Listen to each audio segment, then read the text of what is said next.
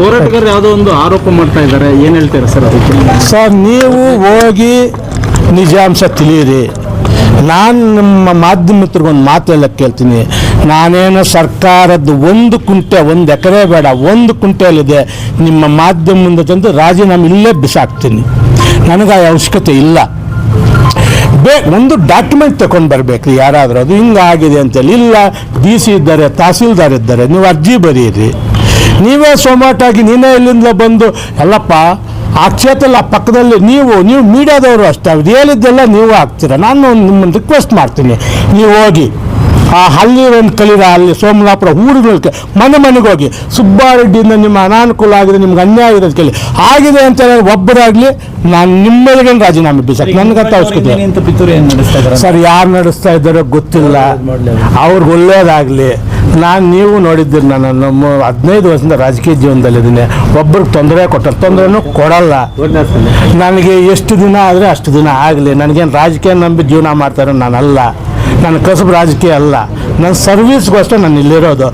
ದಿನ ಸರ್ವಿಸ್ ಇದಲ್ಲ ಅಂದ್ರೆ ನನ್ನ ಸರ್ವಿಸ್ ಇದ್ದೇ ನಾನು ಮಾಡ್ಕೊಂಡು. ರೆಡ್ಡಿ ಅವರು ವರ್ಚಸ್ ಕಮ್ಮಿ ಮಾಡೋಕ್ಕೆ ಈ ಥರ ಮಾಡ್ತಾ ಇದ್ದಾರೆ ಸರ್. ಯಾರ ಕೈಲಾಗುತ್ತೆ ನನ್ನ ವರ್ಚಸ್ ಕಮ್ಮಿ ಮಾಡೋಕ್ಕೆ? ನನ್ನ ಜನ ಮನಸ್ಸು ಮಾಡಬೇಕು. ನಾನು ಅವ್ರಿಗೆ ಅಣ್ಣ ತಮ್ಮಂತ ಅವ್ರ ಕಷ್ಟಕ್ಕೆ ಹಾಕಿದ್ದೀನಿ. ನಿನ್ನ ಕಷ್ಟಕ್ಕೆ ಹಾಕಿದ್ದು ಯಾವತ್ತೋ ಒಂದು ದಿವಸ ಸುಬ್ಬಾರೆಡ್ಡಿ ಅಂದ್ರೆ ನೆನೆಸ್ಕೊಳ್ತೀವಿ. ಹಂಗೆ ನಮ್ಮ ಜನರ ಕಷ್ಟಕ್ಕೆ ಹಾಕಿದ್ದೀನಿ.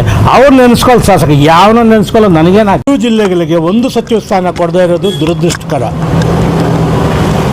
ಆ ಜಿಲ್ಲೆಯ ಸಚಿವರು ಉಸ್ತುವಾರಿ ಆದಾಗ ಅವ್ರಿಗೊಂದು ಮುತುವರ್ಜಿ ಇರುತ್ತೆ.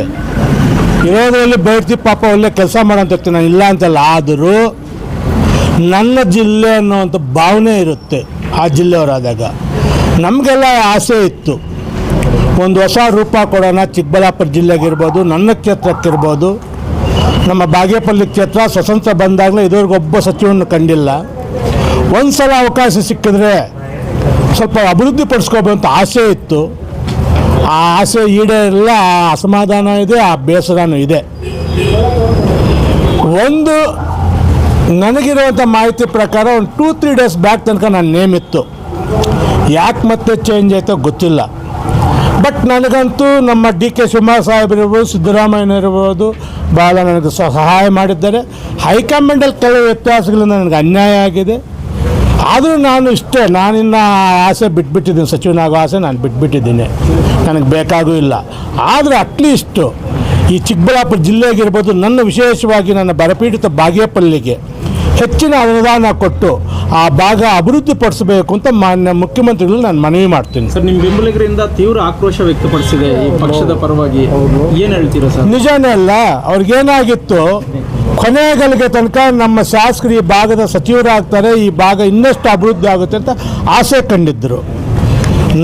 ನಾನೇನು ಬಾಗೇಪಲ್ಲಿಯಲ್ಲಿ MLA ಆಗಿರಲ್ಲ, ಅವರಲ್ಲಿ ಒಬ್ಬ ಅಣ್ಣ ತಮ್ಮನ ಥರ ಇರ್ತೀವಿ. ನಾವೆಲ್ಲ ಕ್ಲೋಸ್ ಆಗಿ ಯಾವಾಗಲೂ ಕುತ್ಕೊಳ್ಳೋದು, ಮಾತನಾಡೋದು ಇರ್ತೀವಿ. ಒಂದೇ ಮನೆಯಲ್ಲಿದ್ದಾಗ ಒಬ್ಬ ಅಣ್ಣನಿಗೆ ಕಷ್ಟ ಆದಾಗ ಸ್ವಾಭಾವಿಕವಾಗಿ ಆಕ್ರೋಶ ಬರುತ್ತೆ. ನಾನು ನಿನ್ನೆ ಫೋನ್ ಮಾಡಿದ್ದವ್ರಿಗೆ ಯಾವ ಬಂಧು ಬೇಡ, ಸಾರ್ವಜನಿಕ ತೊಂದರೆ ಕೊಡೋದು ಯಾಕೆ, ನಮಗೇ ತೊಂದರೆ ಆಗಿದೆ, ಮತ್ತು ಅವ್ರಿಗೆ ತೊಂದರೆ ಕೊಡೋದ್ರ ಅರ್ಥ ಇಲ್ಲ ಅಂತ ಹೇಳಿದ್ದೆ. ಆದರೂ ನನ್ನ ಮಾತು ಮೀರಲಿಲ್ಲ. ಈಗ ಫೋನ್ ಮಾಡಿ ನಾನು ಸ್ವಲ್ಪ ಜೋರಾಗೆ ಮಾತನಾಡಿದೆ. ನೀವೇನಾಗಿ ಈಗ ಬಂದು ಅದು ಆಫ್ ಮಾಡಲಿಲ್ಲ, ನಾನು ಬರೋರೆಲ್ಲ ಪರ್ಮನೆಂಟಾಗಿ ಬಾಗೇಪಲ್ಲಿಗೆ ಅಂದೆ. ಇಲ್ಲ ಅಣ್ಣ ಈಗ ಅಂತ ಹೇಳ್ಬಿಟ್ಟು 3-3ವರೆಗೆ ಎದ್ದಿರ್ಬೋದು ಮೋಸ್ಟ್ಲಿ. ನನಗೆ ನಾ ಫೋನ್ ಮೇಲೆ ಎದ್ದಿರ್ತಾರೆ ಇಷ್ಟೊತ್ತಿಗೆ. ಆದ್ದರಿಂದ ನಾನು ವಿನಂತಿ ಇಷ್ಟೇ, ನನಗಂತೂ ಅನ್ಯಾಯ ಆಗಿದೆ. ಅಟ್ಲೀಸ್ಟ್ ನನ್ನ ಕ್ಷೇತ್ರಕ್ಕಾದರೂ ಒಂದು ಅವಕಾಶ ಇದೆ. ಈ ಸರ್ಕಾರ ಇರೋಷ್ಟನ್ನ ಒಂದು ಅನುದಾನ ಕೊಟ್ಟು ಅಭಿವೃದ್ಧಿ ಪಡಿಸ್ಕೋಬೇಕು ಅಂತ ನಾನು ಆಸೆ ಪಡ್ತೀನಿ. ಬೇರೆ ಯಾವುದೇ ವಿಚಾರಗಳಿರ್ಬೋದು, ನಮ್ಮ ಪಕ್ಷದ ಮಟ್ಟದಲ್ಲಿ ನಾನು ಮಾತನಾಡ್ತೀನಿ. ನನಗಾಗಿರೋಂಥ ಅನ್ಯಾಯ ಸರಿಪಡಿಸ್ಕೊಳ್ತೀನಿ.